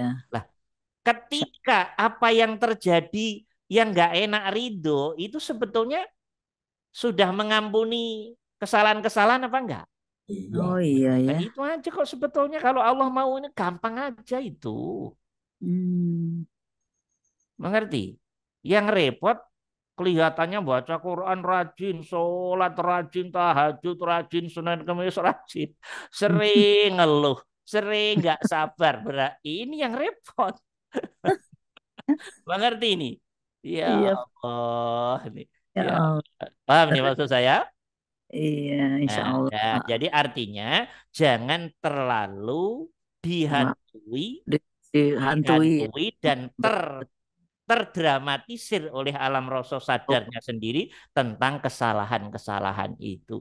Sadari kesalahan memang menjadi potensi setiap anak manusia menjadi perjalanan melawan diri. Menjadi perjalanan melawan diri itu artinya menjadi perjalanan peningkatan perubahan mutu per individu masing-masing gitu loh maksudnya. Paham nggak?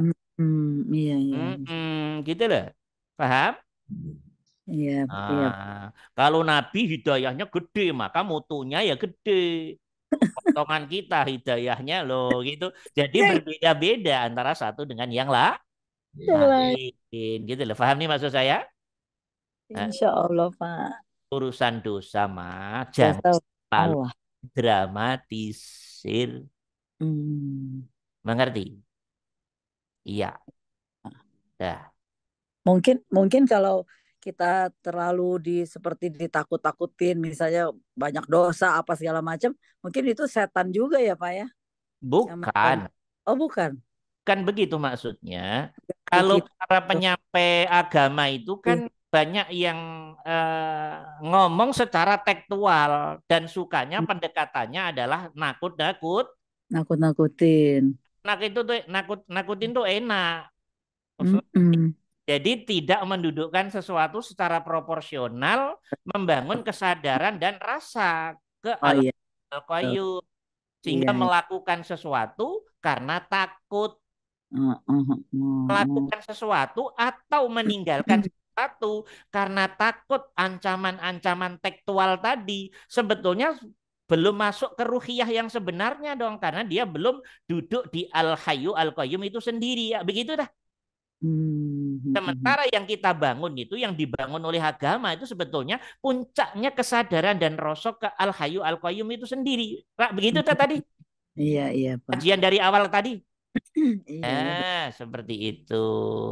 Makanya memahami kesadaran apa namanya dosa dan kebaikan itu bagian dari kemakrifatan sendiri. Kalau makrifatnya udah dalam, nanti juga ya akan diberi mengerti oleh Allah. Ya, Ternyata gitu. kebaikan itu ya nikmatnya Allah loh, teman-teman.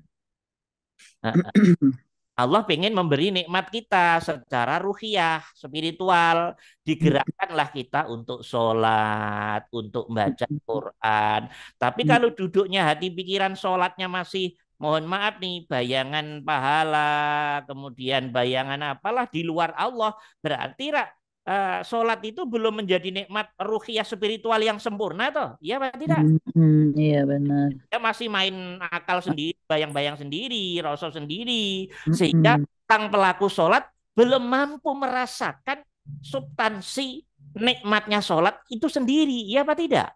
Iya, benar Kenapa? kayaknya. Nah hati pikirnya memang belum benar, gitu loh. Paham? Jadi semestinya rasonya sholat mestinya harus merasakan ketemu Allah, mestinya harus mampu duduk tawajuh ke Allah. Lo tambah hatinya main-mainan pahala, Iya. mainan tengok-tengok bidadari, ya begitu dah. Tengok-tengok lagi nih, anak, istri, suami, itulah yang oleh Allah iya, dikecam dengan fawailul lil Sorry.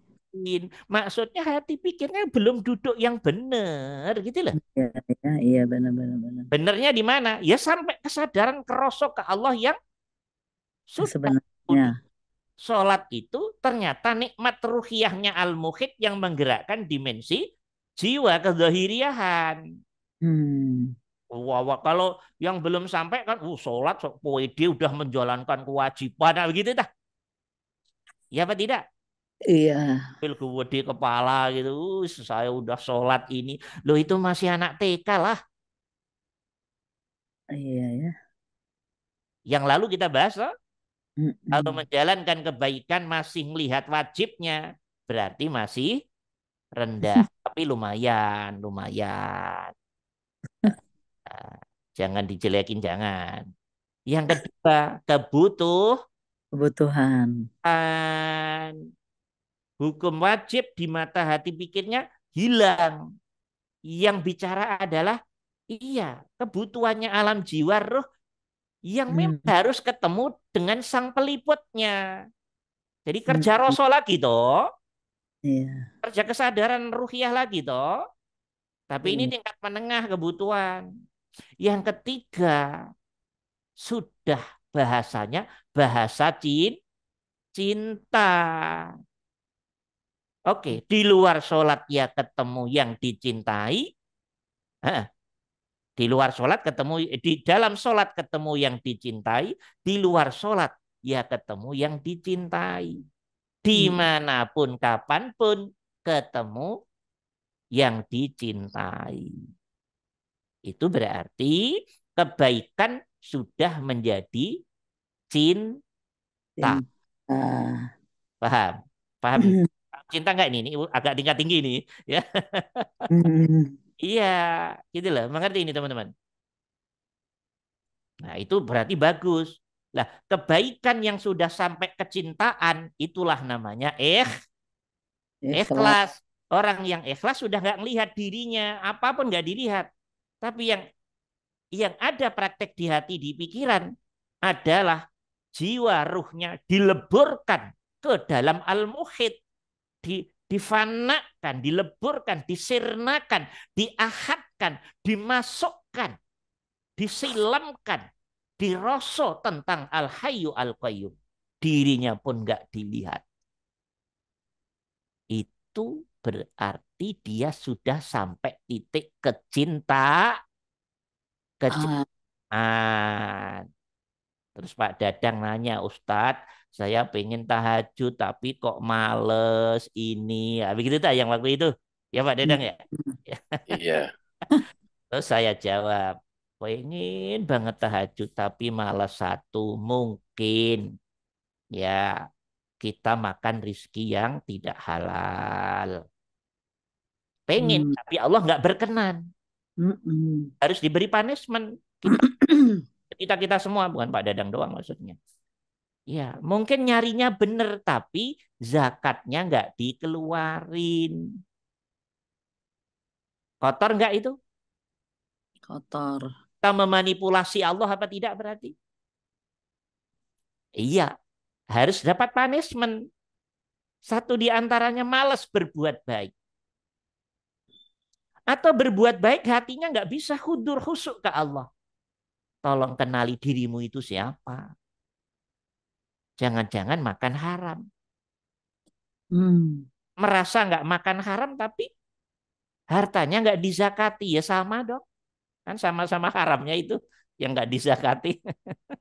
Itu 2. 3, pelit. Ya sama. Pelit itu sama. Nggak jauh beda dari yang 1, 2 tadi. Iya. Kepelitan itu Allah kasih punishment. Kelihatannya tensi ibadahnya tinggi, baca Qur'annya, sholatnya ini. Tapi nggak sampai ke hati. Nggak masuk ke dalam sana, enggak. Hanya di akal, kiranya di mulut, di action dohir doang. Tapi nggak nyes. Nah, nyesnya ini kan butuh perjalanan, teman-teman. Nah, ternyata dia melakukan hal-hal yang nggak ini, ya tetap akan dapat punishment. Nah, susahnya masuk ruhiyah ke Allah, ke tawajuh, ke khusyuk, ke hudur, itu juga bagian perjalanan kita. Mungkin kita punya kesalahan-kesalahan itu semua dilihat dong. Itu loh, jangan ngerasa aman-aman terus. Loh, jangan. Nah, ini kita semua perlu belajar seperti itu. 1, 2, 3 tadi. Yang keempat, loh, jangan-jangan kita suka mendolimi diri atau orang lain. Dolim itu apapun bentuknya. Dan setiap yang berbuat kezaliman cepat atau lambat akan kembalikan ke diri kita sendiri. Suami dolimin istri, tunggu aja waktunya. Pasti akan dipentalkan ke dirinya. Istri dolimin suami, tunggu cepat atau lambat. Bentuknya bisa apapun, Allah yang mau. Oke. Kalau doliminya terlalu banget, istri memang dolimin suami terlalu banget. Ya paling ya gampang stres, sering sakit, sering nggak menemukan ketenangan. Padahal sholat tiap hari sholat ya. Gaya actionnya baca Qurannya juga keren. Tapi dia mendapat kezohiriahan ibadah, belum ke inti isi. Kenapa? Lawang hatinya kotor. Suami atau istri tadi. Hati-hati ini teman-teman. Hati-hati loh. Semuanya. Kepada apapun dan siapapun. Di dalamnya kan diliputi Allah. Hati-hati nih, hati-hati. Sudah belajar ilmu hakikat ma'rifat. Ngomong pada orang, bersikap pada orang. Sedikit ceroboh, tunggu tangga mainnya. Pasti akan diberi punishment oleh Allah. Dan kita akan bisa merasakan punishment itu. Walaupun kita pengen begini. Nah itu. Ini untuk kita semua. Kalau saya dulu pernah saya ceritakan toh, saya pernah diberi punishment oleh Allah setahun saya nggak bisa tahajud, serius ya. Masya Allah, nggak bisa benar. Padahal sebelumnya udah wah dari era di pesantren ya udah oleh Allah diberi kemudahan luar biasa. Tapi ternyata ketemu masalahnya. Wah, mata itu lowengket kayak ini. Berat setengah mati deh. Ini ada apa ini saya bilang nih? Ada apa ini kok saya begini? Begitu saya mau masuk kamar mandi itu ada suara. Ya hati mendengar. Suara itu kita dengar baik itu. Sombong kamu. Sombong, Sombong. sombong. Tapi belum sampai kita nanya, sudah muncul suara itu.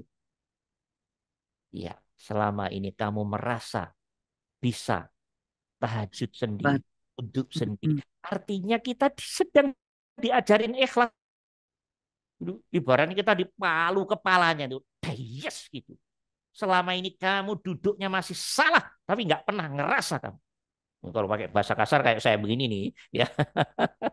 Tapi Allah kan pakai bahasa kehidupan. Apa ya salah saya kok bisa sampai begini nih?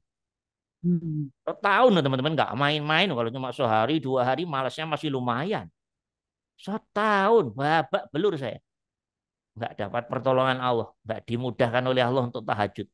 Padahal biasanya udah puluhan tahun tahajud. Setahun saya. Tapi saya nggak ngomong-ngomong orang. Ya, saya omongan baru kajian TN ini aja. Baru mau masuk kamar mandi ada suara itu. Masya Allah, ya Allah. Jadi yang selama ini saya pandang ikhlas ternyata masih salah. Loh, artinya apa? Malas setahun itu sebagai bentuk sisi yang lain dipandang. Itu punishment iya. Sisi yang lain Allah pengen coba. Kenapa harus nunggu setahun? Kalau kita boleh nanya.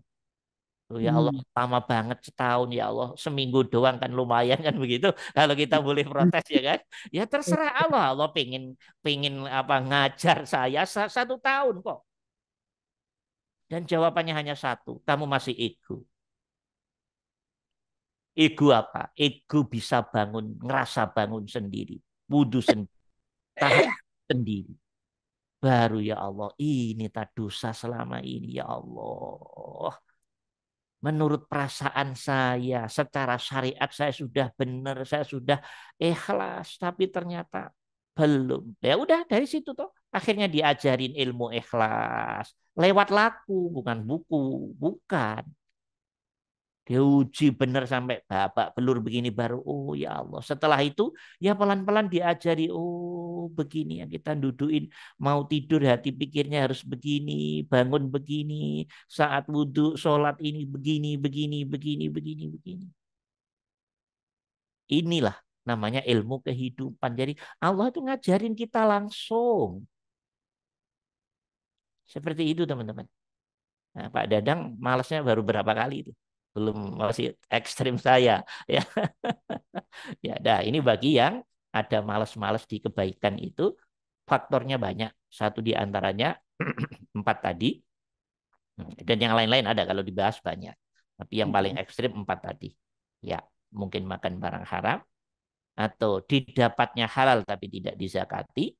Iya, yang kedua jadi orang pelit. Kalau jadi orang pelit kan berarti jarang sedekah, jarang infak, jarang memberi hadiah pada sesama hamba Allah, ya toh, apalagi yang lain-lain. Nah, itu juga kurang bagus, kurang bagus. Ya. Yang keempat suka mendolimi, bukan suka mendolimi aja, mendolimi. Nggak usah nunggu setelah mati, balasan nggak usah nunggu setelah mati. Sebelum mati pun akan diberi punishment oleh Allah. Kalau kita berbuat kesalahan, apalagi menyentuh pendoliman pada diri maupun orang lain apalagi. Entah berupa nggak tenang hatinya, susah fokus hudur ke Allah, kemudian macam-macam bentuk punishment itu macam-macam. Nah, dah. Wow, waktunya udah habis ya. Alhamdulillah. Mungkin ini aja teman-teman malam-malam ini. Tolong direnungkan ya nanti. Direnungkan biar apa yang kita bahas ini ilmu yang tidak ada di buku. Jadi Ya. Kalau kita teman-teman tinggal merenungkan, masukkan ke hati. Kalau salah ya jangan diterima kalau salah. Mungkin belum sampai ya. Iya. Ya, apa itu masih proses yang belum sampai. Nah, Iya. mudah-mudahan dapat hidayah sehingga Amin. bisa ini dengan direnungkan semakin bisa nancep di hati dan ada pergerakan dorongan kuat untuk benar-benar selalu istiqomah. Alhamdulillahirabbil alamin. Mudah-mudahan ada manfaatnya teman-teman ya. Cukup sekian. Assalamualaikum warahmatullahi wabarakatuh. Waalaikumsalam. Ustaz, Waalaikumsalam warahmatullahi wabarakatuh.